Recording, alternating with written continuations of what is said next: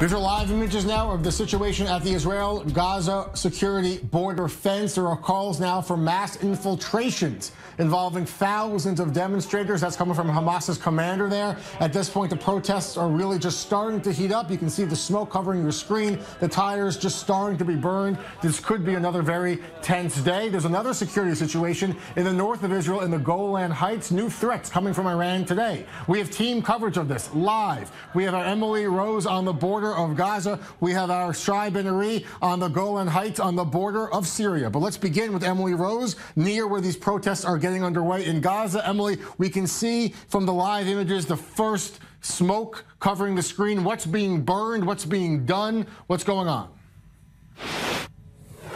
Well, just to remind you, Jeff, and only just in the moments that we didn't speak, this situation behind me seems to have escalated. We're now seeing the tires starting to be burned, and this is a trademark of this protest, the March of Return, the burning of these tires and the plumes of black smoke being cast over the nearby farms, a real trademark of the March of Return.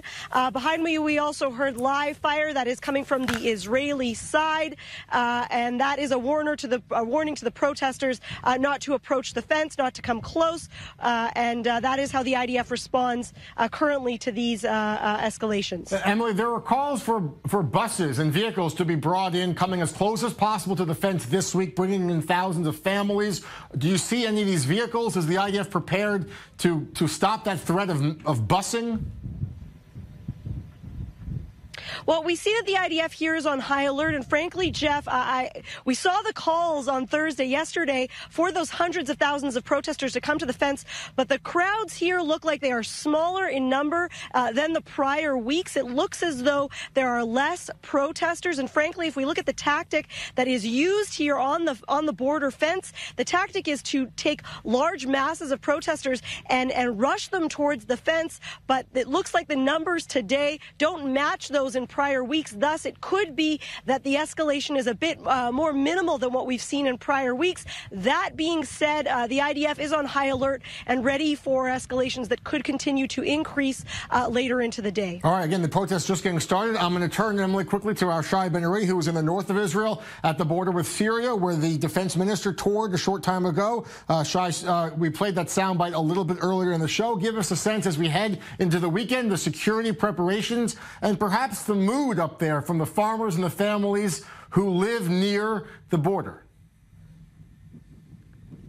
Right, Jeff. Well, the people living here are used to a certain level of violence, of course. They live very close to ongoing clashes that you can hear every day. Even we were hearing some of it yesterday between rebel forces and Syrian regime forces. We're standing here very close to the different IDF outposts that were targeted 2 nights ago in the Iranian attack. I want to give you a closer look. I think our cameraman Pavel will focus in here on the background. That's Syrian territory that you can see. We're talking about the town of Quneitra, New Quneitra, and the surrounding villages. This particular area was also among the targets which were struck by the IDF response. There were several targets in this specific area just across the border belonging to the Syrian military. In fact, observation posts, different military outposts that help facilitate this sort of Iranian presence that perhaps even reaches the Syrian side of the Golan Heights. Some of the targets were indeed here in the area that you can see on your screens right now. Most of the targets were deeper in Syrian territory, including in the area around Damascus, where several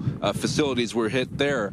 We're talking about a fairly quiet situation right now. We haven't heard any sort of follow-up or seen any sort of follow-up to the events of 2 nights ago, but it remains a tense situation, even though we have heard certain messages coming from Tehran that perhaps even Iran is looking to move beyond at least this last round of hostilities. All right, thank you, Shai. I'm going to turn back to Emily Rose, who's in the south at the Gaza border. Emily, we can see, and now the crowd's starting to intensify a little bit. You mentioned before that you are hearing live fire and you're hearing the smoke. What about those kite bombs that have become a major problem? Any sign of those?